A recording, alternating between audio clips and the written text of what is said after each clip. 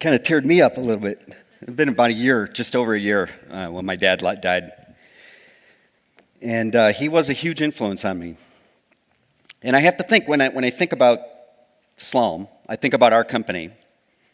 And I'm asked this all the time, and let me ask you this. The company you're with right now, today, do you want it to be big? How big do you want it to be? Do you want it to be huge? Do you want it to be a billion-dollar company? Like, that seemed giant. I have to tell you, I had not remotely thought about how big we were going to be. All I really wanted to do was have a different type of consulting organization. One that was like made for consultants. I used to say, we're a consulting organization made for consultants by consultants. It was going to be different. To tell you the story about Slalom, I have to kind of tell you a little bit of my story. So I grew up on the south side of Chicago. I was one of 7 kids. My father, Harry, that Mike talked about, he was director of vocational education for the Chicago Public Schools. Did not make a lot of money. And with 7 kids, we just never had money. It wasn't a thing. I didn't think about it a lot, but I just knew when it was time for the paycheck to come, because every 2 weeks, you'd look in the refrigerator, there really wasn't any food. And my mom would be very creative and have breakfast for dinner or like big cans of soup and things like that. That's how we grew up. It wasn't a big thing, but it taught me right away. I knew I had to work hard. I knew that was going to be paramount. And I had many different jobs before the age of 16. One of the memorable ones was being a caddy. And if you've seen Caddyshack, many of you have, I'm sure. Honestly, Caddyshack depicts what life as a caddy is like. It really does. It's pretty funny. I worked at a drugstore, and all this leading up to college, I had just over $20,000 saved because I knew I had to pay for college. Very proud of that. I went to Northern Illinois University and went to school thinking I'm going to be a lawyer. I was an English major, and something happened at this time. I took a computer class, which was part of the curriculum to get a business minor, and I was in this class, and the professor said, if you are not a computer science major, you do not want to take this class. And he repeated it, and he said, this is really hard class. There's other easier courses that will fulfill your requirement. You don't want to take this class. And literally 4 or 5 people got up and left, and I stayed. And, I don't know what that was, but that was some sort of calling that, okay, I'm going to go into computer science. It was a huge, huge change. I ended up graduating from NIU. I had 3 job offers and kind of a not a great economy at the time. A really fortunate thing that I listened to that professor. For some reason, I stayed in class. I worked at the Board of Trade for a number of years, and then finally, and being pretty miserable, honestly, at the Board of Trade, it was a pretty boring job. My wife kept encouraging me to move into consulting. I joined a small consulting company in Chicago, was there for maybe a year and a half, and then my wife had always wanted to move to Seattle. Her dad grew up in Seattle, and her whole life she would go visit grandma and grandpa that lived there, and being a computer developer in the mid-90s, it was actually pretty easy to find a job. On that journey, I joined Ernst & Young. So now I was with a small consulting company, now I'm with a big consulting company. It was an awesome experience. I learned so much about big-time consulting, about working at huge, huge companies, about running huge, multi-million-dollar projects. It was honestly an amazing, amazing thing that changed my life and changed who I am. At the same time, during this time, when you're like maybe upper 20s at the time, I'm starting to think about, what do I really want to be? Who do I want to be? So naturally, you look ahead. You look ahead to the people that are there. So I looked toward the partners. And as a larger consulting organization, some of the things that kind of go along with it is you're a number in the cog of a huge, huge wheel. And it's all set up that way. So there's repeatable set of processes, and you're not really individualized. You're part of a machine, which is awesome for their businesses. And then as I'm thinking about those partners, do I want to be one? Honestly, it seemed like they were so miserable. Many divorces, many people that just were angry. And there was always this infighting, it seemed like. The partners just arguing about one thing or another. And I started thinking about it, like, is that what I want?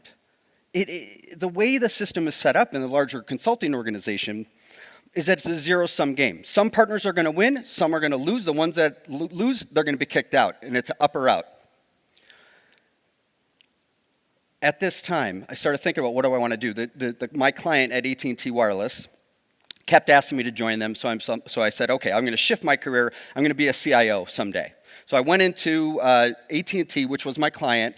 I was director of architecture and shared services. I had a small team, and they were asking me to scale this team and the capability that we have. I was there for about 2 years. It taught me a ton. It taught me how to build a team. It taught me how to really look after people in their careers. Consulting is fleeting. You're on an engagement for a short period of time. Even if you're mentoring someone, it's really a short period of time. When you're in a company, it's like you're really thinking about the broader view. This was so helpful for me as I now look back and start thinking about Slalom. How do we care for people in their careers? The other huge thing that happened at this time, I became a buyer of consulting. At AT&T, we're building the infrastructure for wireless phones, and we use consultants all the time. I had who are now Slalom's biggest competitors, like Accenture and Deloitte Consulting, IBM. I had everybody coming at me. They wanted to do consulting for us, and I noticed a couple things. They were more self-interested than interested in me or interested in my problems. They had a solution. They had a widget. It was going to fit, whether it really fit or not. I didn't feel like they were genuine or honest. I think you could tell that. And in fact, people that I worked with at my previous company would come to me, and somehow they showed up differently because now I'm the client. Even though, hey, I literally remember a meeting I had with a former partner, and I worked with you 3 months ago. Why are you being different to me now? That's just how it was. It was set up that way. And I felt kind of trapped, I remember, because I needed the help. I wanted the help. But to get the really good people, you had to work with the larger consulting company, at least at that time. And it just felt like there should be another way. And I remember I talked to Tom Chu, who's in the audience, fellow Slalomer, and Tom and I had worked at E&Y and then AT&T, and we talked about starting our own consulting company. We talked about these ideas of consulting.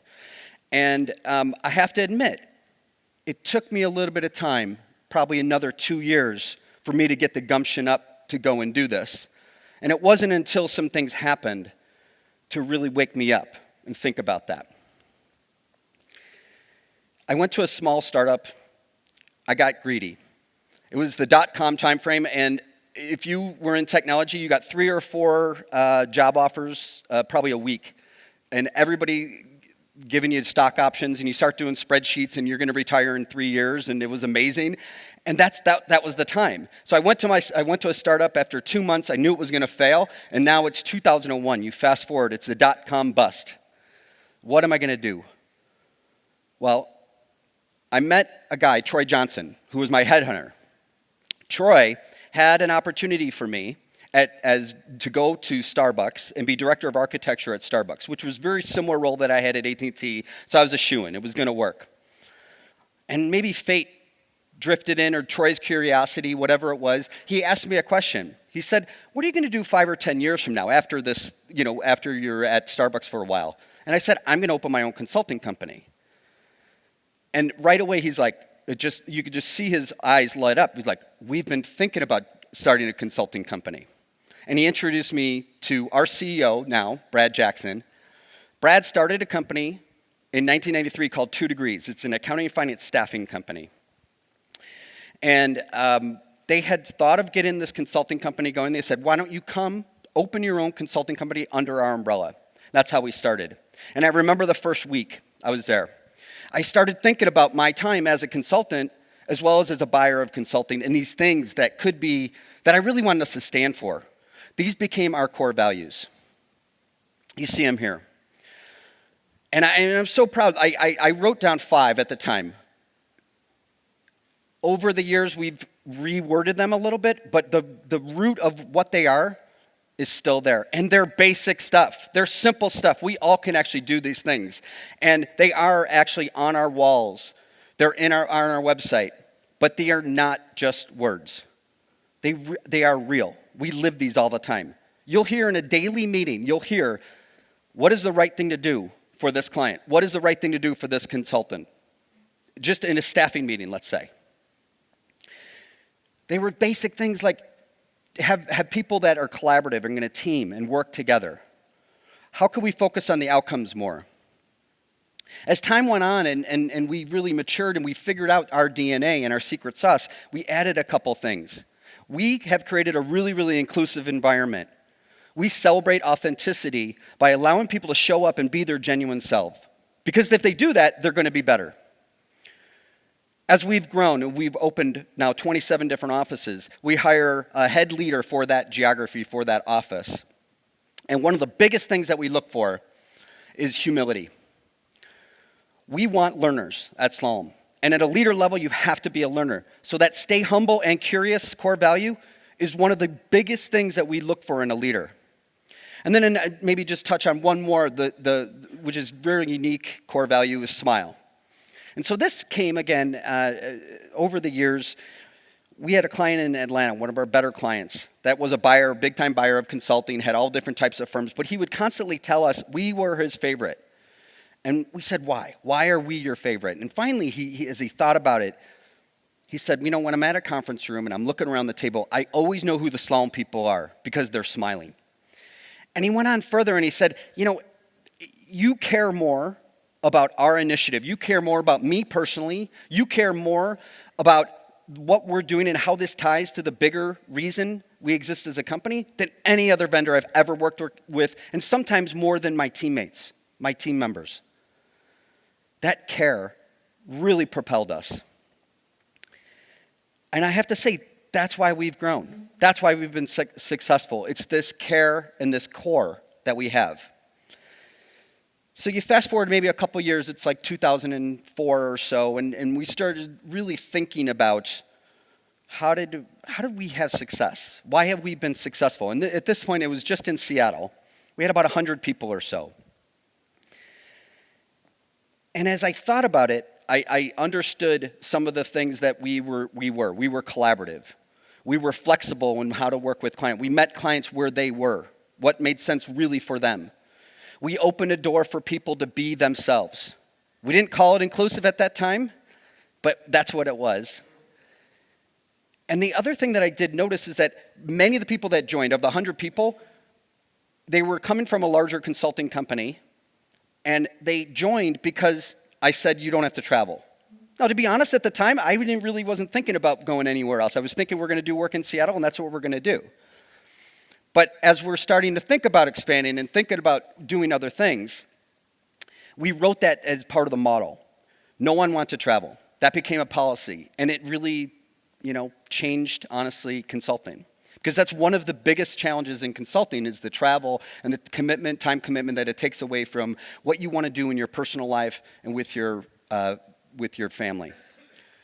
But more than that, more than the travel piece, it was the care. I come back to that. Because we made it personal. We made it personal how we're going to get to know each and every individual as a human. And that made all the difference in the world. So we'll fast forward a little bit here. We now have over 6,000 people. I think it's like 6,300 people across 27 different offices, as you see depicted here, mostly in the US, but we also have Slalom Canada and Slalom UK. We've created a model where we have these delivery centers, these engineering centers we call build centers. And you see those, the big B that's in turquoise there. And it's created this model that has really expanded. After we went to Chicago in 2005, we really codified how do you open a new market. It took us a year in Chicago. It took us a long time. And as we really got going, we understood how we're going to move faster and faster by really honing in on what this model is. Again, starting with this set of core values, starting with this DNA. You can see the kind of trajectory we're on here. And it was planned and purposeful, this growth around starting with our core values. So it was about this time in 2010, and you could see we had one flat year in 2008 coming out of the economy challenges there. We didn't have any layoffs in 2009.